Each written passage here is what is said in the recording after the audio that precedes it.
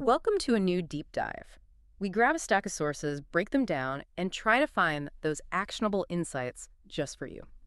Today, we're diving into something really fascinating: how human psychology is, well, fundamentally reshaping marketing in Bangladesh.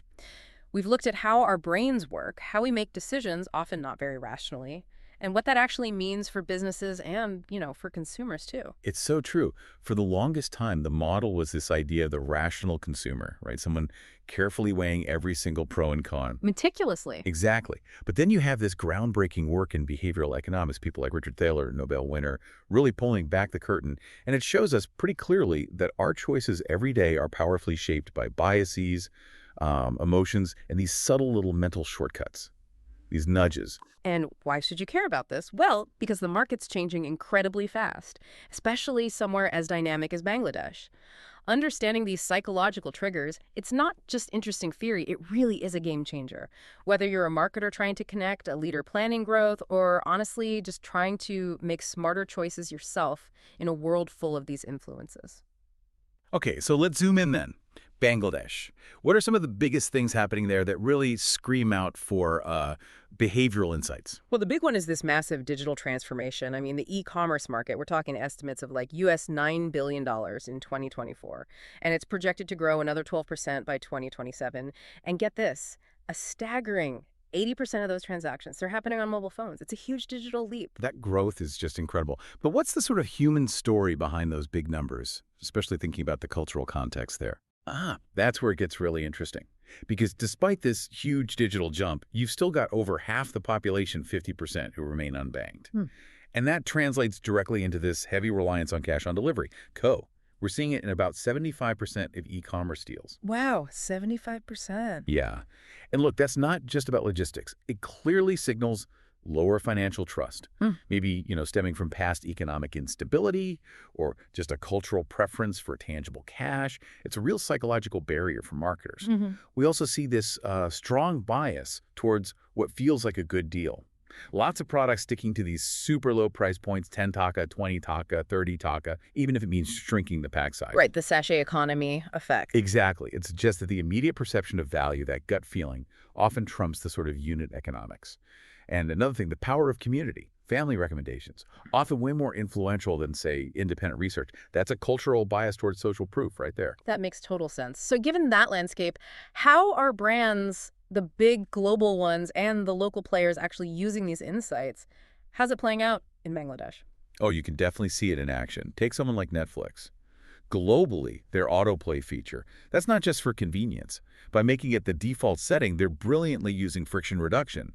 Makes it effortless for our brains, the cognitive miser part that wants to save energy to just keep watching. Keeps you glued. And it also subtly uses social proof. Kind of tells you everyone else is watching this way. Okay, so that's global. What about local examples in Bangladesh? Are brands there using similar nudges effectively? Absolutely. Look at Jaraz. They're a major e-commerce player in Bangladesh. They've really nailed the flash sale.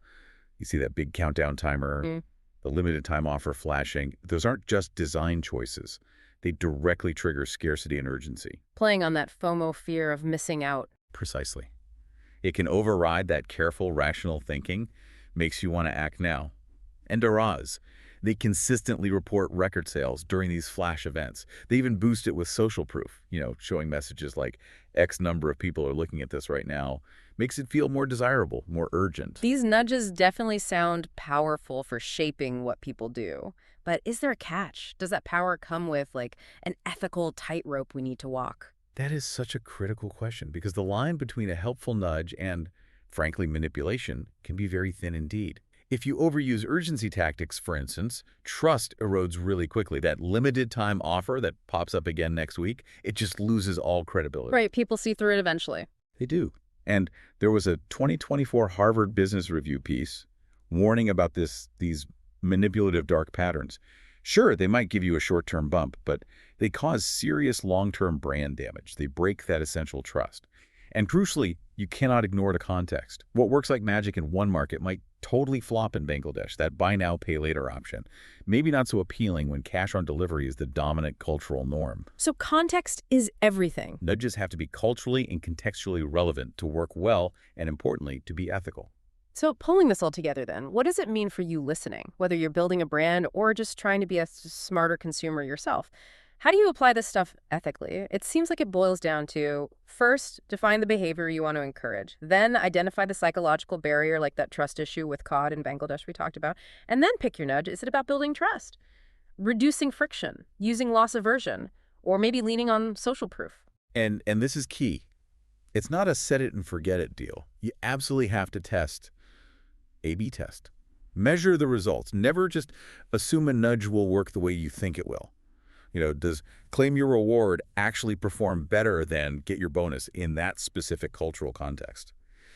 It's interesting. A 2025 study found over half, 50% of Bangladeshi shoppers are influenced by social media reviews. That's a huge number. It is, and it's a clear data point for refining strategy, right? Yeah. It tells you where to potentially focus efforts, leveraging that existing bias towards social validation. Makes sense, doesn't it?